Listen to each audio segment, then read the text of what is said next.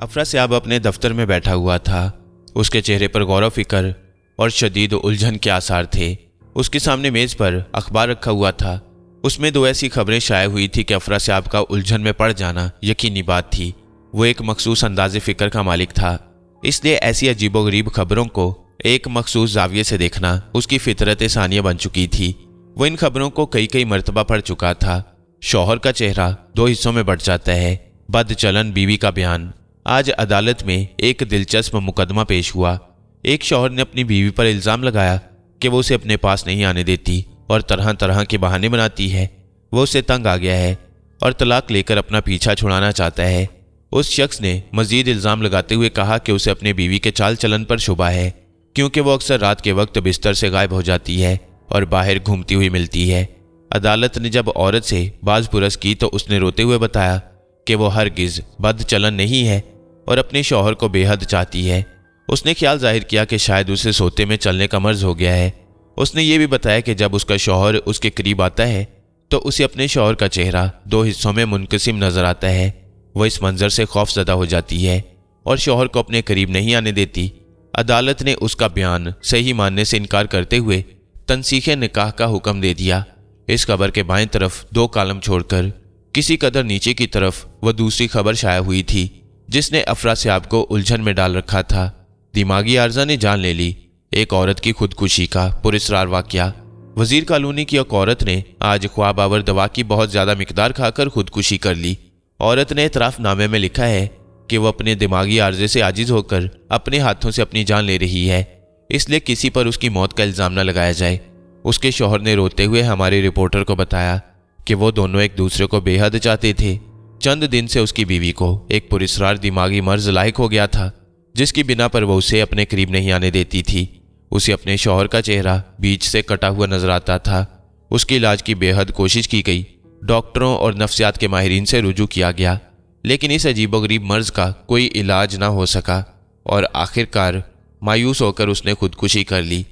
अगर ये दोनों खबरें शाम के किसी अखबार में शाया हुई होती तो शायद अफरासियाब इनको नज़रअंदाज कर देता, लेकिन अफरासियाब के सामने फैला हुआ यह अखबार शाम को शाया होने वाले रोजनामों में से नहीं था।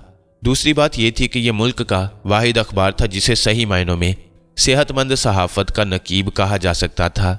यही वजह थी कि इन दोनों खबरों में उन औरतों और उनके शौहरों के बारे में कोई तफसील नहीं आई थी, हत्ता कि नाम भी नहीं आया था। अफरासियाब को ये दोनों केस बेहद दिलचस्प मालूम हुए।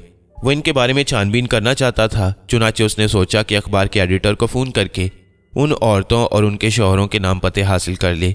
एडिटर से उसके अच्छे खासे मुरासिम थे, इसलिए इम्कान नहीं था कि वो नाम पते हासिल करने में नाकाम रहता। उसने फ़ोन करके नाम पते हासिल किए और रिसीवर को वापस क्रैडल पर रखते हुए सोचा कि दफ्तर का काम ख़त्म होने के बाद इस सिलसिले में काम का आगाज़ करेगा। अफरासियाब ने यह दफ्तर अभी हाल ही में खोला था और रूहानियत के डॉक्टर की हैसियत से उसके इश्तिहारात भी कई दिन से अखबारात में शाया हो रहे थे। दरअसल अफरासियाब का ख्याल था कि नस्ल इंसानी को आए दिन तारीक कुव्वतों से वास्ता पड़ता रहता है और इन कुव्वतों से लड़ने के लिए इंसान की तरक्की माकूस की सी हैसियत रखती है। ज़माने हाल की साइंस तो ये मानने पर आमादा ही नहीं कि दुनिया में तारीक कुव्वतों का भी वजूद है। लिहाजा अफरासियाब ने उन तारीक कुव्वतों से मुकाबला करने के लिए एक बाकायदा तंजीम के इम्कानात का जायज़ा लिया था। उसके दफ्तर को इस सिलसिले का पहला कदम कहना चाहिए। अफरासियाब अपने दफ्तर में बैठा इन खबरों के बारे में सोच रहा था कि एक नौजवान उससे मिलने आया। उसकी आमद का मुहर्रिक अखबार में शाया होने वाला अफरासियाब का इश्तिहार था। उसने चंद रस्मी बातों के बाद जिस कहानी का आगाज़ किया वो ऐसी ही थी कि अफरासियाब की तमाम तर तवज्जो उस पर मरकूज हो गई। उसका केस, बल्कि सही अल्फाज में उसकी बीवी का केस, बिल्कुल वैसा ही था जिस किस्म की दो खबरें अफरासियाब ने अखबार में पढ़ी थीं। मुतअद्दिद माहिरीन नफ्सियात की नाकामी के बावजूद मैं अब तक यही समझता रहा था कि मेरी बीवी किसी नफ्सियाती मर्ज का शिकार है, लेकिन आज ही के अखबार में शाया होने वाली दो खबरों ने मेरे ख्याल को कतई बातिल करार दे दिया। शायद आपने भी वो खबरें पढ़ी हों।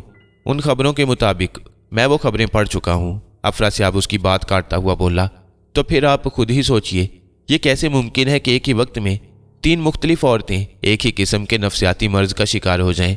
कम अज़ कम मैं तो इसे नामुमकिन ही समझता हूँ। अफरासियाब ने जमील अहमद की बातों पर कोई तबसरा नहीं किया और बोला, क्या ये मुमकिन है कि मैं आपकी बेगम से मुलाकात कर सकूं? मैं उनकी ये कहानी उन्हीं की ज़ुबान से सुनना चाहता हूँ। आप बखुशी मेरे साथ घर चल सकती हैं, मैं आपको रज़िया से मिलवा दूंगा। जमील अहमद की बीवी बहुत खूबसूरत औरत थी। आंखों के गिर्द पड़े हुए स्याह हल्के भी उसके हुस्न को कम नहीं कर सके। सूजी हुई आंखों में सुरख सुरख डोरे तैर रहे थे जो बेआरामी और बेकैफी का मजहर थे। सोगवार से तासुर ने रज़िया को कुछ और ज्यादा दिलकश बना दिया। रस्मी गुफ्तगू के बाद अफरासियाब बोला, मिसेस जमील, मुझे आपकी ज़बूं हाली का पूरा पूरा एहसास है और शायद मेरे सवालात आपकी परेशानी में इजाफे का बायस होंगे, लेकिन यह इंतहाई ज़रूरी है कि आप मेरे हर सवाल का जवाब साफ साफ दें, तभी शायद मैं आपकी मदद कर सकूं। रज़िया ने अफरासियाब पर एक नज़र डालकर सर झुका लिया। अफरासियाब ने कदरे तवक्कुफ से कहा, मिसेस जमील, जब आपके शौहर आपके पास आते हैं तो आप क्या महसूस करती हैं? रज़िया ने अपने शौहर की तरफ देखा। बता दो रज़िया, जमील बोल उठा, सब कुछ साफ साफ बता दो। रज़िया ने अटक अटक कर बात शुरू की, लेकिन जल्द ही उसकी झिझक दूर हो गई और वह आज़ादी से बोलने लगी। जमील मेरे पास होते हैं, बोलते चालते हैं, मुझे कुछ भी महसूस नहीं होता, लेकिन जूं ही मुझे एहसास होता है कि वो ज़्यादा बेतकल्लुफ़ हो रही हैं, मुझे बड़ा अजीब सा लगने लगता है। सारे जिस्म में सनसनाहट फैल जाती है और मैं अपने रगो रेशे में एक अजीब सा दर्द महसूस करने लगती हूँ। उस वक्त मेरे दिल में यह ख्वाहिश बड़ी शिद्दत से उभरती है कि जमील मेरे करीब ना आए। मैं इनको रोकने की कोशिश करती हूँ, अगर ये रुक जाएं तो सब कुछ ठीक हो जाता है, मेरी हालत मामूल पर आ जाती है, लेकिन अगर ये और आगे बढ़ें तो मेरा सर चकराने लगता है। फिर जब ये मुझे छूते हैं तो मेरी आंखों के सामने तारीकी छा जाती है, इनका जिस्म उस तारीकी में छुप जाता है, लेकिन चेहरा, जी हाँ सिर्फ चेहरा दिखाई देता रहता है और उस पर थोड़ी से लकीर सर तक नाक की सीध में एक लकीर पड़ जाती है। फिर उस लकीर पर से चेहरा दो टुकड़ों में तकसीम हो जाता है, एक हिस्सा दूसरे से ज़रा नीचे हो जाता है, फिर दूसरा हिस्सा नीचे और पहला ऊपर हो जाता है। दोनों हिस्से किसी मशीन किसी तेज़ी से नीचे ऊपर होने लगते हैं और मैं खौफ से चीख पड़ती हूँ, चीखती ही रहती हूँ। और जब ये मुझसे अलग हो जाते हैं तो मेरी हालत आहिस्ता आहिस्ता एतदाल पर आ जाती है। उफ मेरे खुदा, उन भयानक लम्हात का तसव्वुर भी मेरे लिए बड़ा अजियतनाक है। रज़िया ने खामोश होकर आंखें बंद कर ली और लंबी लंबी सांसें लेने लगी। अफरासियाब किसी सोच में गुम खामोश बैठा हुआ था और जमील मुस्तरबाना अंदाज में पहलू बदल रहा था। कुछ देर तक कमरे की फिजा पर एक बोझल सा सुकूत छाया रहा और फिर अफरासियाब की आवाज़ उभरी, मिसेस जमील, कभी आपने दिन में भी एक दूसरे से बेतकल्लुफ़ होने की कोशिश की? रज़िया ने आंखें खोल दी, अफरासियाब की तरफ देखते हुए अस्बात में सर हिलाया, फिर बोली, लेकिन दिन में भी वही हुआ जो रात में होता है। एक बात तो ये हुई कि जमील अहमद आपसे बेतकल्लुफ़ होना चाहते हैं तो आपकी ये हालत होती है, लेकिन अगर आप खुद जमील अहमद से बेतकल्लुफ़ होना चाहें तो कभी आपने ये जानने की कोशिश की? जी हाँ, दूसरी सूरत में भी वही नतीजा निकलता है। फ़र्क सिर्फ इतना है कि कभी कभी इंतहाई हद तक बढ़ने की हिम्मत नहीं कर सकी। मुझे यकीन है कि अगर मैं उस हद तक बढ़ जाऊं तो मुझे जमील का सिर्फ चेहरा नजर आएगा और वो भी दो हिस्सों में मुनक़सिम। अफरासियाब चंद लम्हे के लिए खामोश रहा, फिर उसने कहा, शायद आपने आंखों पर पट्टी बांधकर भी कोशिश कर देखी होगी। हमें यह तो नहीं सूझा था, लेकिन डॉक्टर जैदी की हदायत पर हमने ये भी किया, लेकिन नतीजा वही निकला। जमील साहब ने बताया था कि आपकी ये कैफियत गुज़िश्ता 15 दिन से है। अफरासियाब ने कुछ सोच कर कहा, ज़रा ठीक से याद करके बताइए, 15 दिन से पहले के 2-3 दिनों में कोई अजीब बात तो नहीं हुई? मैं आपका मतलब नहीं समझी। कोई ऐसा वाक़या जो खिलाफ़े मामूल रहा हो या उसका कोई अजीब पहलू हो? वो हाँ, एक वाक़या है तो, लेकिन यह अभी 1 हफ़्ता पहले की बात है। मेरी एक सहेली मुझसे मिलने आई थी, उसके साथ उसका छोटा सा कुत्ता भी था।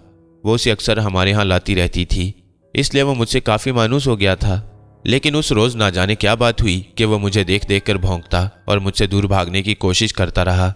अफरासियाब की आंखों में चमक पैदा हो गई और वह सर हिलाता हुआ बोला, कुत्ता आपसे खौफजदा हो गया था। ये इस बात का सबूत है कि आप पर किसी ऐसी चीज़ का असर है जो माफूकुल फितरत या रूहानी दुनिया से ताल्लुक़ रखती है। कुत्ते, बिल्लियाँ और चंद दूसरे जानवर माफूकुल फितरत ताकतों की मौजूदगी को फ़ौरन महसूस कर लेते हैं। आज की साइंस चाहे इस बात को ना माने, लेकिन मैं इस पर ईमान रखता हूँ। रूहों के जिक्र पर मुझे एक बात याद आई। ये कोई 3 हफ्ते पहले की बात है। मेरी एक सहेली मुझे एक ऐसी पार्टी में ले गई थी जहां रूहों को बुलाया जाता है। अफरासियाब जैसे उछल पड़ा और पुरजोश अंदाज में बोला, रज़िया साहिबा, ये बात बड़ी अहम मालूम होती है, क्या आप इसके बारे में तफसील से बताएंगी? रज़िया चंद लम्हे खामोश रही। उसके चेहरे से ऐसा मालूम हो रहा था जैसे वो उस वाक़े की कड़ियाँ दुरुस्त कर रही हो। फिर उसने कहना शुरू किया, गालिबन जुमेरात का दिन था। میری اس سہیلی نے مجھ سے ایک ایسی عورت کا ذکر کیا جو روحوں کو بلا سکتی ہے اور ان سے ماضی و حال کی بہت سی باتیں معلوم کر سکتی ہے۔ مجھے اشتیاق ہوا تو میری سہیلی نے کہا کہ میں اسی شام کو اس کے ساتھ اس پارٹی میں شرکت کے لیے چل سکتی ہوں جہاں وہ عورت ارواح کو بلانے کا مظاہرہ کرے گی۔ رضیہ قدرے رک کر بولی، پارٹی کے سلسلے میں بڑی رازداری سے کام لیا گیا۔ سیاہ رنگ کی ایک کار میری سہیلی کو لینے آئی، اسی کے ساتھ میں بھی کار میں بیٹھ گئی۔ ہم دونوں کی آنکھوں پر پٹیاں باندھی گئی تھیں۔ میرا خیال ہے کہ کار نے بہت طویل فاصلہ طے کیا۔ کار سے اترنے کے بعد بھی ہماری آنکھوں سے پٹیاں نہیں ہٹائی گئیں۔ ہمیں کافی دیر تک پیدل بھی چلنا پڑا، کئی مرتبہ سیڑھیاں طے کرنا پڑی، کبھی ہم نیچے اترتے تھے کبھی اوپر چڑھتے تھے۔ ایک مرتبہ ایسا محسوس ہوا جیسے ہم کسی نالے کے اوپر چل رہے ہوں۔ ہمیں پانی بہنے کی آواز سنائی دی اور گندے پانی کی بو کا بھی احساس ہوا۔ پھر جب ہماری آنکھوں سے پٹی ہٹائی گئی تو ہم ایک وسیع و عریض کمرے میں تھے۔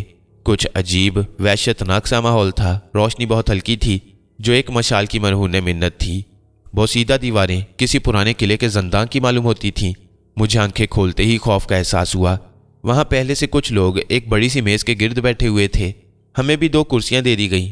تھوڑی دیر بعد ہی ہماری میزبان بڑھیا نے، جس کے بال چاندی کی طرح سفید تھے، روح کو بلانے کا عمل شروع کیا۔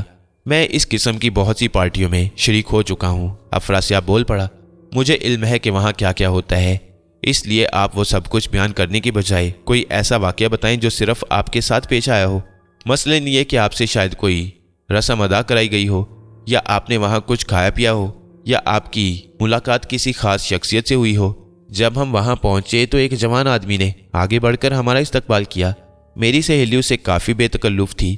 اس نے ہمیں بتایا کہ وہ ہماری میزبان کا لڑکا ہے۔ گفتگو کے دوران اس نے مجھ سے بھی بے تکلف ہونے کی کوشش کی تھی، لیکن میں کھنچ گئی۔ میرے کھنچاؤں کو محسوس کر کے وہ محتاط ہو گیا۔ تم نے مجھے تو ان باتوں کے بارے میں کچھ نہیں بتایا، جمیل اس کی بات کاٹتا ہوا شکایت آمیز لہجہ میں بولا۔ تم ان دنوں اپنے کام کے سلسلے میں باہر گئے ہوئے تھے، جب لوٹ کر آئے تو مجھے خیال نہیں رہا، کوئی اہم بات تو نہیں تھی۔ اچھا پھر کیا ہوا مسز جمیل؟ افراسیاب بولا۔ اس کے علاوہ بھی کسی سے ملاقات ہوئی؟ ملاقات تو صرف ازدر ہی سے ہوئی تھی، رضیہ نے کہا۔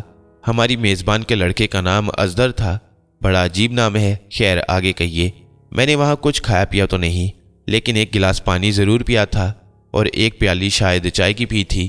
شاید کیا مطلب؟ کیا آپ کو اس کے چائے ہونے میں کچھ شک تھا؟ جی ہاں، رنگت تو چائے جیسی تھی لیکن ذائقہ بڑا عجیب تھا۔ کیا اسے پی کر آپ کو سرور سا ہوا تھا؟ شاید، جی ہاں، کچھ ایسا ہی محسوس ہوا تھا، رضیہ نے جواب دیا۔ اس کا ذائقہ مجھے برا تو لگا تھا، لیکن جلد ہی یہ بات میرے دماغ سے اتر گئی اور میں ماحول میں زیادہ دلچسپی لینے لگی۔ پھر مشال بجھا دی گئی اور ہماری میزبان نے روحوں کو بلانے کا عمل شروع کر دیا۔ اس وقت میرے سارے جسم میں چونٹیاں سی رینگنے لگی تھیں۔ مجھے یوں محسوس ہو رہا تھا جیسے میں ہزارہ شیطانوں کے بیچ میں پھنس گئی ہوں جو میرے گرد رقص کر رہے تھے اور مجھے گھور رہے تھے۔ مجھے یہ بھی احساس ہوا تھا کہ اگر میں نے وہاں سے بھاگنے کی کوشش کی تو وہ مجھے دبوچ لیں گے۔ میں بے حد خائف تھی۔ اگر میرے ہاتھوں میں میری سہیلی اور ایک دوسری عورت کے ہاتھ نہ ہوتے تو شاید میں چیخ پڑتی۔ ان کے ہاتھوں کی وجہ سے میری بہت ڈھارس بندی ہوئی تھی۔ پھر اسی اندھیرے میں میزبان کی آواز گونجی جو روح کی آمد کا اعلان کر رہی تھی۔ روح نے ایک معمول کے ذریعے سوالات کے جواب دیے۔ میزبان نے خاص طور پر مجھ سے بھی سوال کرنے کے لیے کہا۔ بڑی ہمت کر کے میں روح سے یہ سوال کر سکی کہ جمیل جس کام سے گئے ہیں وہ ہوگا یا نہیں۔ روح نے جواب دیا کہ کام ہو جائے گا۔ جمیل واپس آئے تو معلوم ہوا کہ کام واقعی ہو گیا تھا۔ پھر بھی آپ کہتی ہیں کہ آپ نے جمیل صاحب کو یہ بات اس لیے نہیں بتائی کہ اس کی کچھ اہمیت نہیں اور آپ نے اسے فراموش کر دیا تھا؟ جی ہاں، یہ ناممکن ہے۔ بات ایسی عجیب اور حیرت انگیز ہے کہ آپ جمیل صاحب کے آتے ہی سب سے پہلے اس کا ذکر کرتی، تو پھر میں نے اس کا ذکر کیوں نہیں کیا؟ رضیہ نے معصومیت سے پوچھا۔ شاید آپ کو روک دیا گیا تھا۔ کیا آپ سے بار بار یہ نہیں کہا گیا کہ آپ اس پارٹی کا ذکر کسی سے نہ کریں؟ مجھے یاد نہیں، لیکن مجھے یقین ہے کہ ایسا ہوا ہوگا۔ خیر چھوڑیے، کوئی اور خاص بات تو میرے ذہن میں نہیں آتی۔ یہ تو کوئی بات نہیں ہوئی، افراسیاب بڑبڑایا۔ اس کی آنکھوں سے الجھن جھانکنے لگی۔ چند لمحات کی خاموشی کے بعد بولا، میرا خیال تھا کہ اس پارٹی میں موجود کسی شخص نے آپ پر جادو کیا ہے، لیکن اب مجھے یہ خیال بدلنا پڑے گا۔ دراصل کسی پر جادو کرنے کے لیے ضروری ہے کہ اس کی کوئی ذاتی چیز حاصل کر لی جائے، مثلاً اس کا کوئی ایسا کپڑا جو عرصے تک اس کے استعمال میں رہا ہو، یہ نہیں تو پھر جسم کا کوئی حصہ، یعنی بال یا خون کے چند قطرے، یا آپ کی اس بات پر یاد آیا، رضیہ بڑے جوش سے بولی۔ ازدر سے ہاتھ ملاتے ہوئے اس کی انگوٹھی میرے ہاتھ میں چبھ گئی تھی۔ जिसकी वजह से मामूली सा खून निकल आया। असगर ने माजरत करते हुए अपने रुमाल से मेरी उंगली बड़ी एहतियात से साफ की। ओह, अब मैं यकीन से कह सकता हूँ मिसेस जमील के असगर ही आपकी मुसीबत की जड़ है, अफरासियाब ने हतमी अंदाज में कहा। अगर हमने असगर का पता चला लिया तो फिर आपका इलाज आसान हो जाएगा। मेरा ख्याल है कि मैंने मामलात को काफ़ी हद तक समझ लिया है, शायद मुकम्मल तौर पर। मिसेस जमील, आप अपनी उस सहेली का नाम और पता मुझे नोट करवा दीजिए जो आपको उस पार्टी में ले गई थी। राहिला सदीकी, दिलकश हाउस, कामिल सोसाइटी। अच्छा मिस्टर जमील, अब आप मुझे वापस छोड़ाएं। अफरासियाब खड़ा होता हुआ बोला। वो जमील ही की कार में यहाँ तक आया था। वापसी का सफ़र तय करते हुए अफरासियाब ने जमील से कहा, आपको बहुत ज़्यादा होशियार रहने की ज़रूरत है। मुस्तकिल तौर पर अपनी बेगम की निगरानी कीजिए, ख़ास तौर से गुरूब आफ्ताब के बाद तो उन्हें एक सेकंड के लिए नज़रों से ओझल न होने दें। अगर आप उनमें किसी किस्म की तब्दीली महसूस करें तो तब्दीली से आपकी क्या मुराद है? शायद वो किसी वक्त सहरज़दा सी नजर आएं, उनके अफ़ाल में मशीनी अंदाज पैदा हो जाए, या कोई भी खिलाफ मामूल बात हो तो मुझे फ़ौरन फ़ोन पर इतला दें। आखिर ये मामला क्या है जनाब? आपकी बेगम के लिए असगर एक बहुत बड़ा ख़तरा बन गया है। कैसा ख़तरा? लेकिन अफरासियाब ने उसके सवाल को नज़रअंदाज कर दिया और बोला, शाम से पहले मैं एक बार फिर आपसे मुलाकात करूंगा और बताऊंगा कि इस खतरे से क्यों कर बचा जा सकता है। फ़िलहाल आप मुझसे कोई और सवाल न कीजिए। अफरासियाब ने उसी रोज़ उन दोनों पतों पर किस्मत आजमाई की ठानी जो उसे अखबार के एडिटरों से मालूम हुए थे। उस पते पर वो औरत ही मिल गई और वो अभी तक अपने उस शौहर के साथ थी जिसने उसे तलाक देने के लिए कानून को हमवार कर लिया। वो औरत अभी उस मकान से कहीं और नहीं मुंतकिल हो सकी थी। मुमकिन है अभी तलाक की कार्रवाई मुकम्मल न हो सकी हो। उसका नाम शकीला था। वो रज़िया जैसी खूबसूरत तो नहीं थी, लेकिन बेपनाह जिनसी कशिश रखती थी। उसके चेहरे की रंगत फीकी और पलकें मुतवर्रम थीं। अफरासियाब ने अपना तारुफ कराने के बाद कहा, शकीला साहिबा, आपकी दुख भरी दास्तान मैंने अखबार में पढ़ी थी। मुझे आपके इस बयान पर बिल्कुल शक नहीं जो आपने अदालत में दिया था। मुझे आपसे हमदर्दी है। शकीला ने बड़े गौर से अफरासियाब की तरफ देखा। शायद वो अंदाज़ा लगाना चाहती थी कि अफरासियाब की बातों में कितना वजन है। वो कदरे खामोशी के बाद बोली, आप पहले शख्स हैं जिसको मेरी नाकाबिल यकीन दास्तान सच मालूम हुई। मेरे यकीन की एक वजह भी है। एक औरत मेरे ज़ेर इलाज है और उसका केस आपके केस से मुख्तलिफ नहीं। अगर आप मुझसे ताउन करें तो मुझे यकीन है कि मैं बेहतरी की कोई राह निकाल सकूंगा। मैं आपकी क्या मदद कर सकती हूँ? क्या आपने कुछ दिन हुए किसी ऐसी पार्टी में शिरकत की थी जहां रूहों को बुलाया जाता हो? नहीं, मैं कभी ऐसी जगह नहीं गई, शकीला ने फौरन जवाब दिया। अफरासियाब को इस जवाब की तवक्को नहीं थी। वो सोच में पड़ गया, कहीं ऐसा तो नहीं कि उसने जो नजरिया कायम किया था वो सिरे से गलत साबित हो जाए। कुछ सोचकर अफरासियाब ने धड़कते दिल के साथ सवाल किया, आप किसी असगर नाम के आदमी से वाकिफ हैं? जी हाँ, क्यों? इस बात पर अफरासियाब ने इत्मीनान का सांस लिया। अब उसे ये उम्मीद हुई थी कि शायद असगर का पता भी मिल जाए। आप उसे कैसे जानती हैं? वो मेरे शौहर के दोस्तों में से हैं, शकीला ने जवाब दिया। शौहर कहते हुए शकीला की आंखें झिलमिला उठीं। आप असगर से कुछ करीब तो नहीं हो गई थी?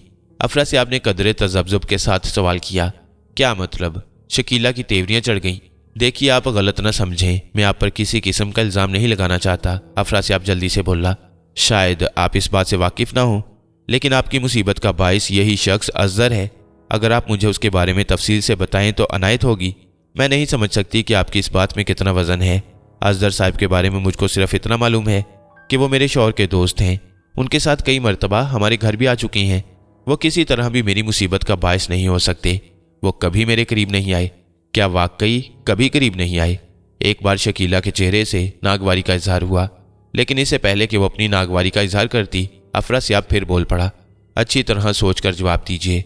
कभी ऐसा तो नहीं हुआ कि असगर की मौजूदगी में आप जख्मी हुई हों और असगर ने जख्म साफ करने में आपकी मदद की हो?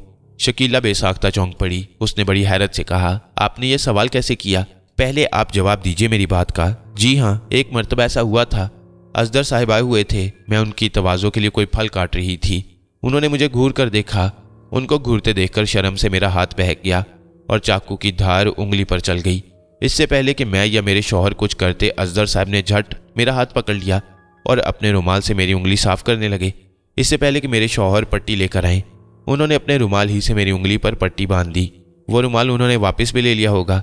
जाहिर है जब मेरे शौहर ने मेरी उंगली पर दवा लगाकर ड्रेसिंग की थी तो असगर साहब ने रुमाल लेकर अपनी जेब में रख लिया। मेरे शौहर ने बहुत असरार किया कि रुमाल धोकर दे दिया जाएगा, मगर उन्होंने बात टाल दी। आप मुझे अजदर का पता बताएं, मैं आपको यकीन दिलाता हूं कि अपनी मरीज़ा के साथ ही आपका इलाज भी कर सकूंगा। मेरी ज़िंदगी तो तारीख हो चुकी, शकीला ने ठंडी सांस लेकर कहा। अब मेरे मर्ज का इलाज हो भी जाए तो किस काम का? क्या तलाक की कार्रवाई मुकम्मल हो गई? अफरासियाब ने पूछा। नहीं हुई है तो हो जाएगी। मैं आपके शौहर से भी मुलाकात करूंगा, उन्हें समझाऊंगा। मुमकिन है मैं उन्हें इस संगीन इकदाम से बाज रख सकूं, लेकिन अजदर का पता मालूम होना ज़रूरी है। पता तो शायद आपको मेरे शौहर ही से मिल सके, मैं तो नावाकिफ़ हूँ, मगर ये बात अब भी मेरी समझ में नहीं आ सकी कि मेरे मर्ज का अजदर साहब से क्या ताल्लुक़ हो सकता है। फ़िलहाल मैं इसके बारे में आपको समझाना भी चाहूँ तो शायद आप ना समझ सकें, इसलिए मुझे इजाज़त दीजिए। मैं जल्द ही आपसे फिर मुलाकात करूँगा और तवक्को है कि उस वक्त तक हालात ठीक हो चुके होंगे। रवानगी से पहले अफरासियाब ने शकीला से उसके शौहर के दफ्तर का पता मालूम कर लिया।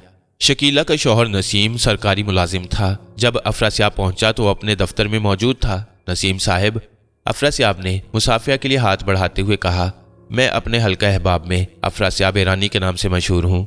मैं एक बेहद अहम और प्राइवेट मामले में आपसे गुफ्तगू करना चाहता हूँ।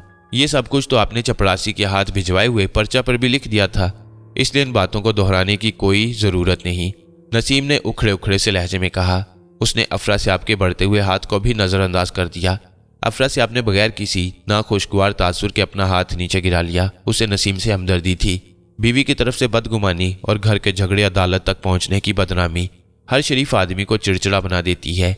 क्या आप अजदर नाम के किसी आदमी से वाकिफ़ हैं? अफरासियाब ने फौरन ही मतलब की बात छेड़ दी। शायद, नसीम ने कहा और गहरी नज़रों से अफरासियाब को देखने लगा। मुझे उसका पता दरकार है। वो निज़ामी रोड पर रहता है, लाल कोठी में। लेकिन आपको उसकी तलाश क्यों है? अगर मैं कहूँ कि आपकी मुसीबतों का जिम्मेदार वही है तो क्या आप यकीन कर लेंगे? आपका मतलब है मेरी बीवी और अजदर, यानी कि? नसीम की ज़ुबान लड़खड़ा गई। मेरा यही मतलब है, लेकिन उस तरह नहीं जिस तरह आप समझ रही हैं। तशरीफ़ रखिए। नसीम ने मुस्तरबाना अंदाज में पहलू बदला। अब उसको अफरासियाब की बातों से दिलचस्पी पैदा हुई तो इखलाकी फरीज़े भी याद आए। कितनी अफसोसनाक बात है मिस्टर नसीम, अफरासियाब बोला। अदालत का दरवाज़ा खटखटाने से पहले आपने ज़रा देर के लिए भी नहीं सोचा कि शायद आपकी बेगम किसी मर्ज का शिकार हो गई हो? ये मैं कैसे समझ लूँ, जबकि मैंने उसे रातों को उठ कर घर से बाहर जाते देखा है। नसीम के लहजे में बड़ी तलखी थी। सोते में चलना भी एक मर्ज है, लेकिन उस मर्ज के शिकार हमेशा वीरानों ही का रुख नहीं करते, और यह भी नहीं होता कि उन वीरानों में कोई उनका मुंतज़िर हो। अगर आपने अपनी बेगम का ताक़ुब किया है तो यह भी देखा होगा कि उनका इंतज़ार करने वाला कौन था।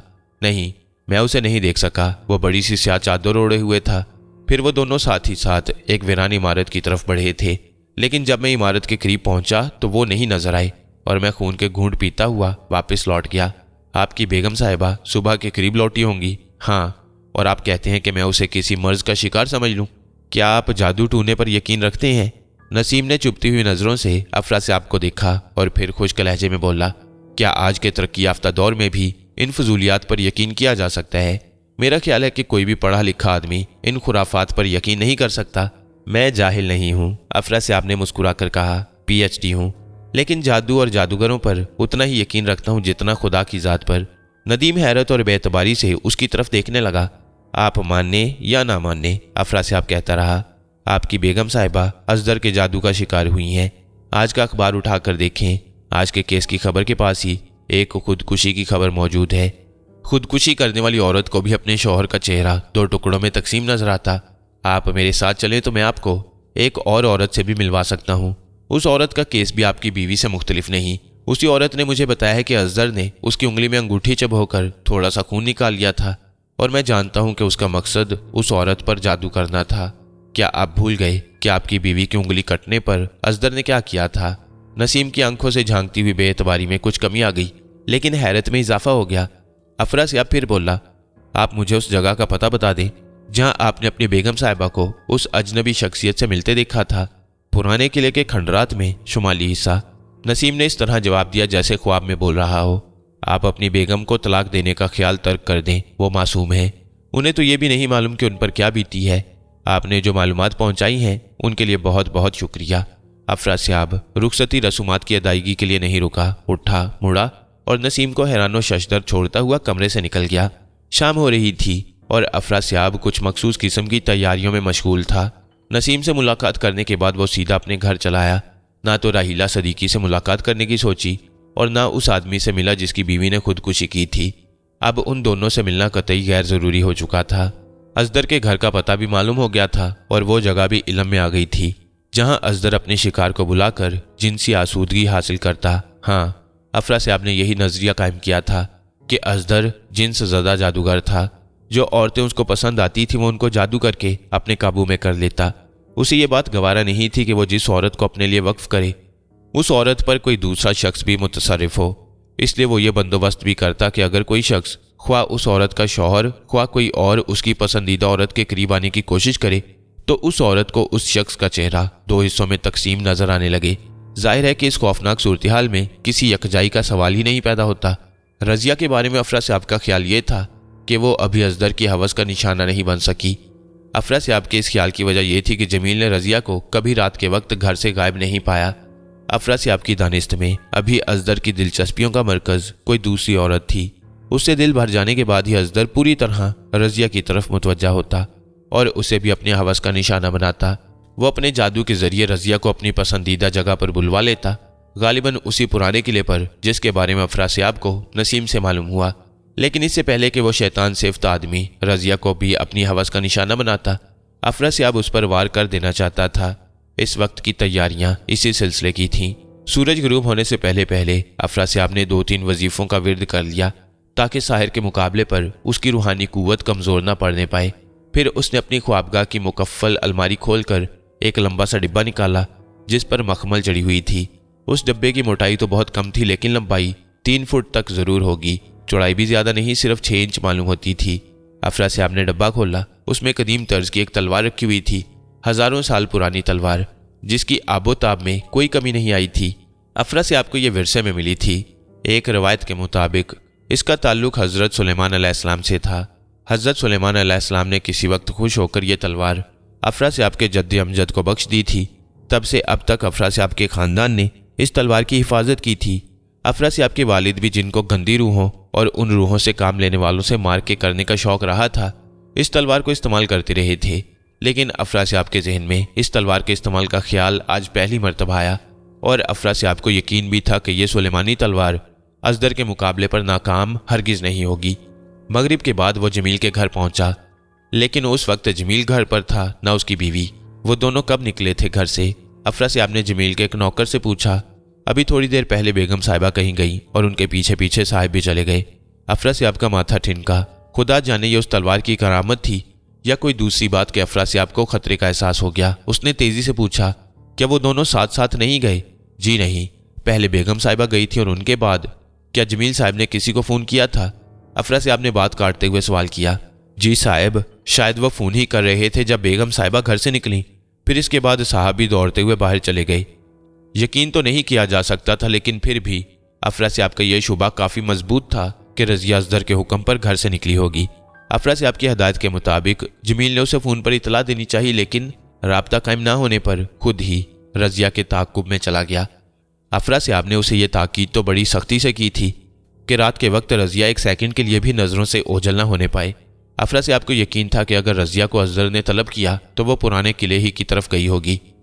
کیا وہ دونوں پیدل گئے ہیں؟ افراسیاب نے ملازم سے پوچھا۔ اس کا تو مجھے پتہ نہیں، لیکن گاڑی غائب ہے، وہ اسی پر گئے ہوں گے۔ افراسیاب تقریباً دوڑتا ہوا باہر نکلا، اپنی کار میں بیٹھا اور تیز رفتاری سے پرانے قلعے کی طرف روانہ ہو گیا۔ اسے یقین تھا کہ گاڑی رضیہ کے حصے میں آئی ہوگی کیونکہ پہلے وہی گھر سے باہر نکلی تھی۔ ظاہر ہے کہ ایسی صورت میں اس کا تعاقب کرنے کے لیے جمیل نے ٹیکسی کا سہارا لیا ہوگا۔ افراسیاب رضیہ کے لیے تو فکر مند تھا ہی، اب اسے جمیل کی بھی فکر ہو گئی۔ رضیہ کی عزت خطرے میں تھی اور جمیل کی زندگی۔ اس معاملے میں اس کی دخل اندازی اس کے لیے مہلک ہی ثابت ہوتی۔ ظاہر ہے کہ رضیہ کی عزت کو خطرے میں پا کر وہ خود پر قابو نہ رکھ پاتا اور اصغر کو للکار بیٹھتا۔ اصغر جو ایک زبردست ساحر تھا، اس کے سامنے جمیل کی کوئی حیثیت ہی نہیں تھی۔ یہ ایسا ہی تھا جیسے کوئی چوہا کسی بلے کو للکار بیٹھے۔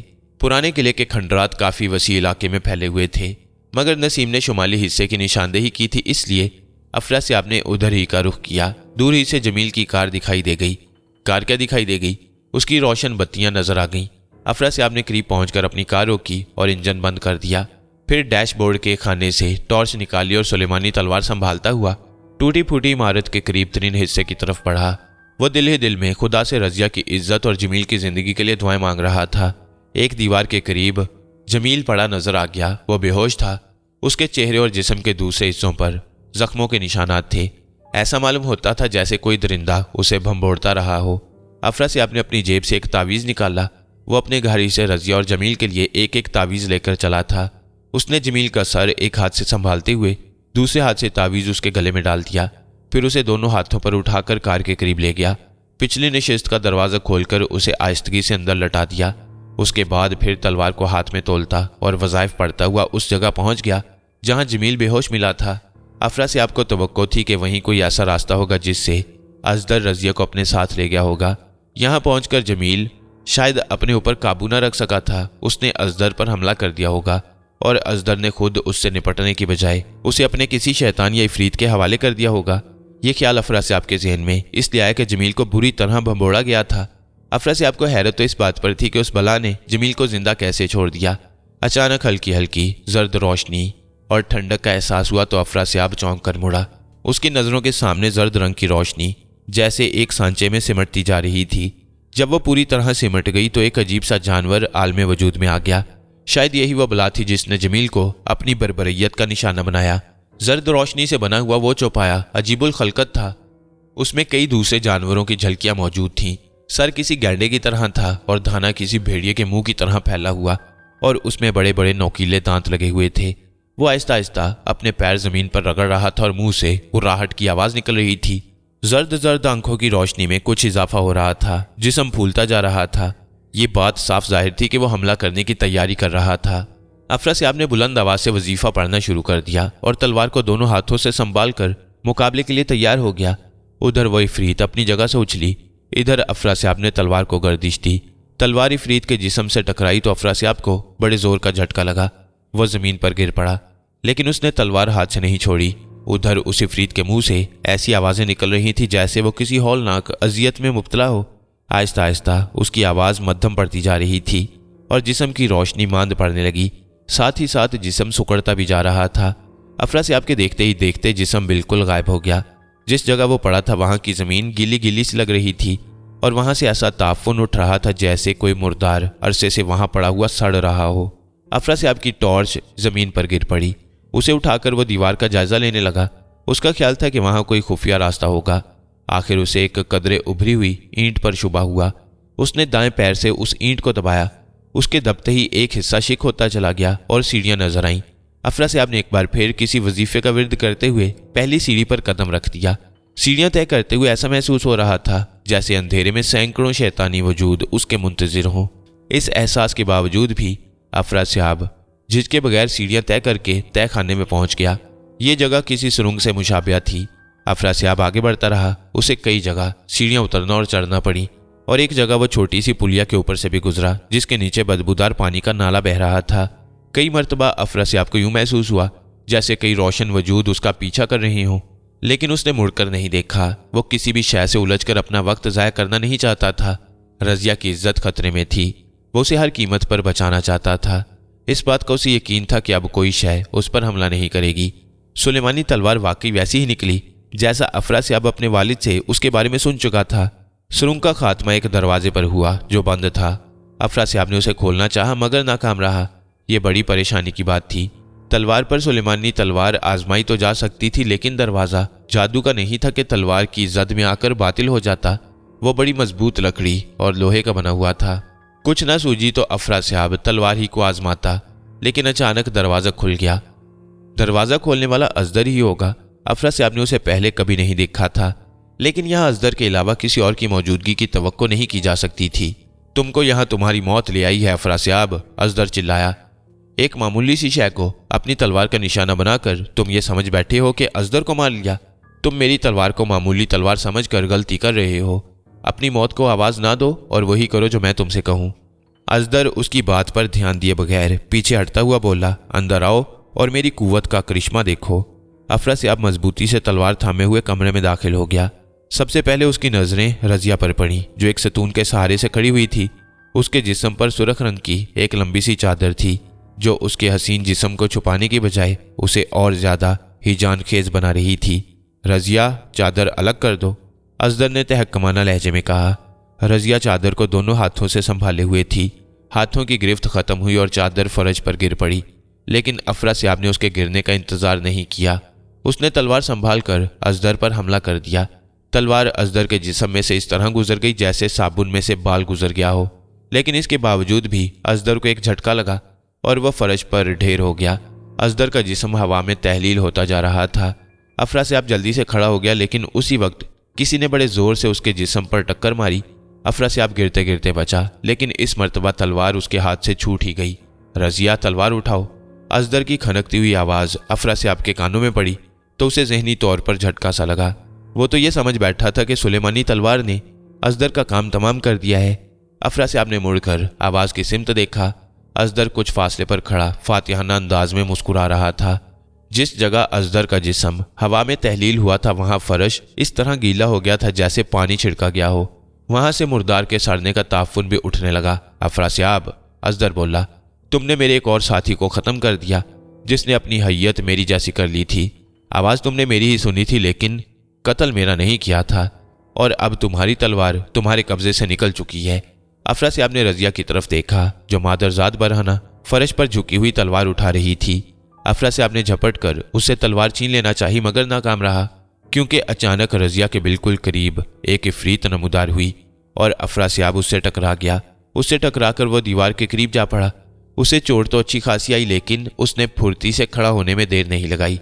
कमरे में असगर का कहकहा गूंज उठा। वो हंसता हुआ बोला, अब तुम बच नहीं सकते, इसलिए आखिरी दुआएं मांग लो। अफरासियाब ने बड़ी बेबसी से रजिया की तरफ देखा, जो तलवार उठाकर उसे हाथ में तोल रही थी। उसे ना तो अपनी उरियानियत का एहसास था और ना उस खौफनाक रोशन वजूद का, जो उसके पास ही बेसो हरकत खड़ा शायद अपने आका के हुक्म का मुंतजिर था। अब तुम अपनी ही लाई हुई तलवार का निशाना बनोगे अफरासियाब, असगर कह रहा था, और देखोगे कि रजिया किस मशाकी से तलवार चलाती है, हालांकि पहले कभी इसने तलवार को छुआ भी ना होगा। उस मौत को तुम अपनी खुशनसीबी समझना। जरा देखो तो, दुनिया की हसीन तरीन शय अपनी तमाम तर रानाइयों के साथ तुम पर हमला करने के लिए पर तोल रही है। इतने हसीन कातिल के सामने तो कोई भी दिल वाला बड़ी खुशी से अपना सर कटा देगा। असगर के लहजे में ऐसी खनक थी जैसे वो अफरासियाब का मजाक उड़ा रहा हो। अफरासियाब ने रजिया की तरफ देखा, जो वाकई बड़े माहिराना अंदाज में तलवार को लचका रही थी, और अब उसने आहिस्ता आहिस्ता अफरासियाब की तरफ बढ़ना शुरू कर दिया। अफरासियाब खिसक कर उस बड़ी सी मेज़ के करीब हो गया, जो बहुत भारी और पुरानी वज़ा की थी। उस पर मुतअद्दिद बॉक्स रखे हुए थे। अफरासियाब ने इस तरह अपना हाथ उस पर रख दिया जैसे मेज़ का सहारा लेना चाहता हो। फिर उसका हाथ सिरक कर एक बॉक्स पर पहुंच गया, जो इतना बड़ा नहीं था कि अफरासियाब उसे उठा ना सकता। वो उसे तलवार के पहले वार के लिए ढाल बनाना चाहता था। रजिया करीब आ चुकी थी। उसने बिजली की सी तेजी से वार किया। अफरासियाब ने भी बड़ी फुर्ती से बर वक्त हरकत की। बॉक्स उठाकर तलवार के सामने कर दिया। तलवार ने डिब्बे के 2 टुकड़े कर दिए, लेकिन इस तरह अफरासियाब खुद को बचाने में नाकाम रहा था। बॉक्स के 2 टुकड़े होते ही उसमें से मिट्टी के बने हुए मुतअद्दिद पुतले निकलकर फर्श पर गिर पड़े। तलवार ने उन पुतलों को भी बीच से काट दिया। उनमें से चंद पुतलों पर खून के धब्बे पड़े हुए थे। ओ बदबख्त, ये तूने क्या किया?